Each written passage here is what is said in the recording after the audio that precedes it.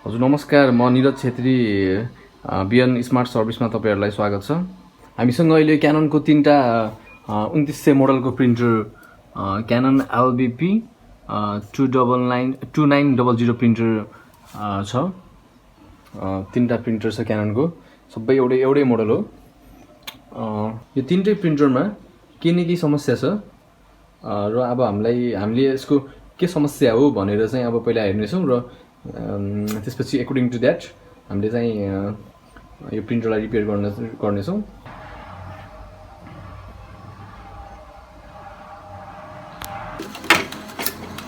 अलि जुम गरेर जुम गरेर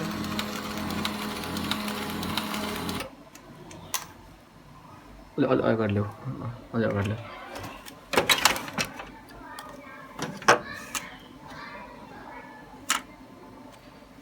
यसको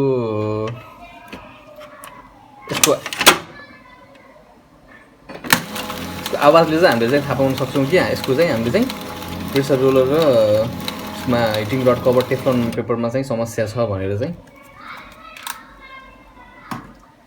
त्यही पनि एउटा प्रिन्ट गरेर हामीले स्याम्पल पनि हेर्नुपर्छ।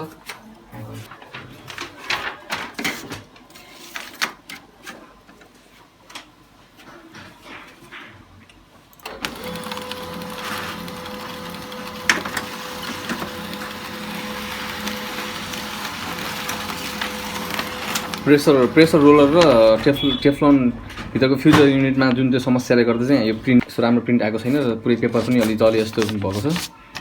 र यसमा चाहिँ एउटा चाहिँ हामीले चाहिँ अब यो आइडेन्टिफाई गरिसकेका छौँ हैन। त्यसपछि अर्को प्रिन्टर पनि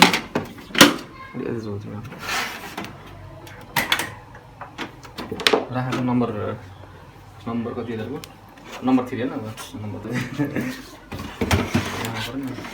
नम्बर 3 मा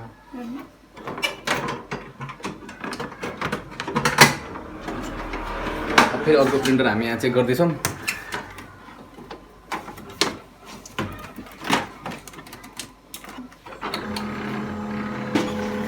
यसको चाहिँ अब साउन्ड चाहिँ राम्रै छ।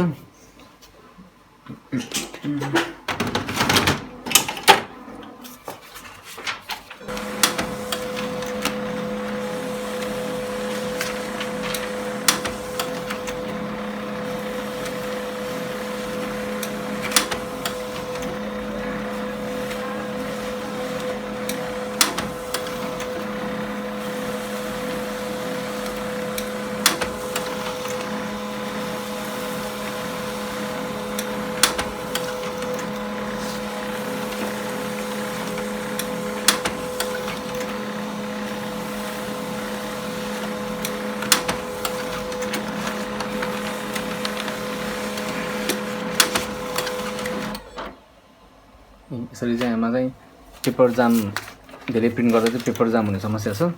यसलाई पनि हामीले चाहिँ अब सिरियल वाइज रिपेयर गर्नेछौँ। अब नम्बर अर्को नम्बर चेक गर्दा यहाँ देख्न सक्नुहुन्छ पेपर जाम इनसाइड प्रिन्टर भनिरहेछ।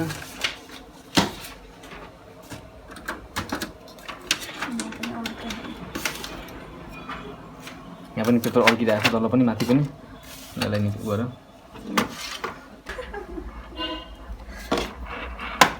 अब हामी लास्ट एउटा अर्को प्रिन्टर पनि चेक अर्को 3rd नम्बरको प्रिन्टर चेक गर्दैछौँ सेम मोडलको।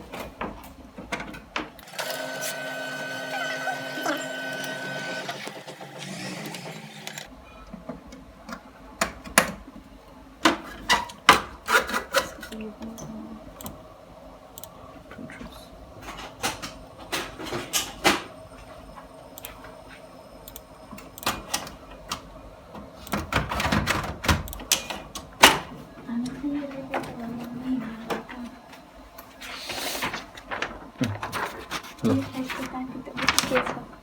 Camera.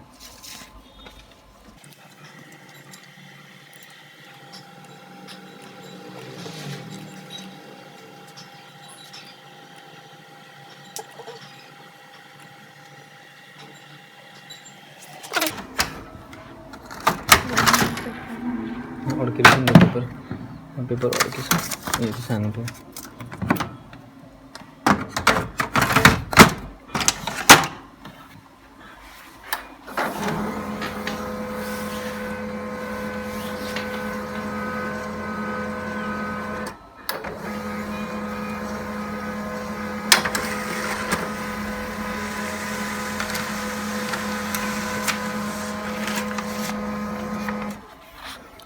यसमा पनि देख्न सक्नुहुन्छ यो प्रिन्ट चाहिँ राम्रो आएको छैन र यसमा सायद पेपर जाम पनि समस्या पनि भएको हुनसक्छ र यसलाई पनि हामीले चाहिँ अब स्टेप वाइज हामीले रिपेयर गर्नेछौँ ल अब हामीले तिनटै प्रिन्टरमा भएको प्रब्लमहरूलाई चाहिँ हामीले आइडेन्टिफाई गरिसकेका छौँ अब हामी चाहिँ यसको रिपेयरतिर लाग्छौँ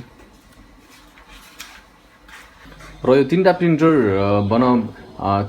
रिपेयर गरेको भिडियो बनाउन चाहिँ यो एकदमै लेन्दी हुने भएकोले चाहिँ मैले यो तीनटा पार्ट यसको बनाउने छु र हरेक पार्टमा चाहिँ एउटा एउटा प्रिन्टर रिपेयर गरेर देखाउने छु सो तपाईहरुले चाहिँ म यो भिडियोमा चाहिँ यसको चाहिँ मैले लिंक राखिदिएको हुन्छु र लास्टमा चाहिँ इन्ड स्क्रिनमा पनि यसको चाहिँ मैले हरेक पार्टको चाहिँ यसको यही भिडियोमा मैले चाहिँ राखिदिएको हुन्छु यसको समस्या अनुसार त्यही अनुसार तपाईले चाहिँ यसको भिडियो चाहिँ हेर्न सक्नुहुन्छ एउटामा चाहिँ पेपर जाम प्रब्लम एउटामा चाहिँ क्वालिटी प्रब्लम छ र अर्को एउटामा चाहिँ यो फिक्सिङ